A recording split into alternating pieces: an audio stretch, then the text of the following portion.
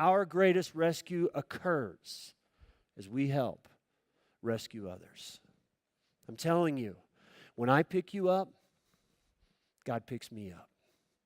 That's the way you do it. And I can point you to hundreds of people in this place now who've jumped on board, gotten on mission with God. They've experienced the exact same thing. And yes, you need to understand the significance of your own story and have some healing and redemption and restoration take place in your life before you're capable of helping people do that. But that's true, but here's the real truth. You don't have to be light years ahead of them.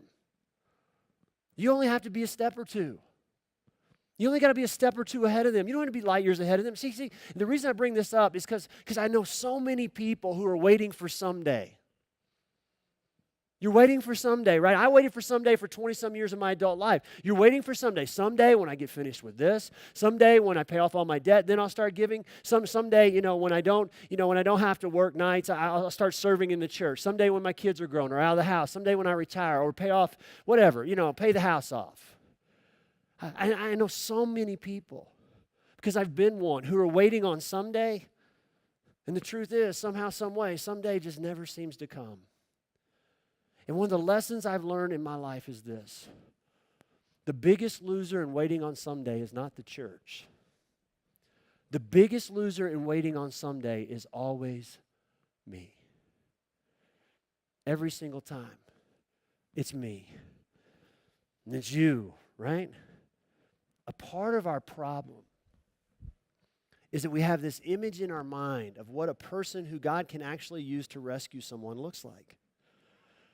We've drawn this image in our mind. Oh, that's what a person God can really use to rescue looks like. And God's saying, yeah, I got an image. Come here, I want to show you. He takes us over, and he turns us, and he faces us in the mirror, and he says, the person is you, and the step is simple, and it's right in front of you. All I need you to do is take it. See, here's the problem. We put all this pressure on ourselves in the church. Can I just tell you something? We have never been able to. And we will never be able to. We don't have the power and ability to rescue and save anyone. That's God's deal. Right? We're not responsible for the results. You know what we're responsible for? Taking the next step.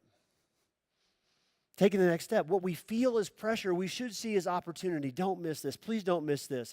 God does his best work in me as I allow him to work through me.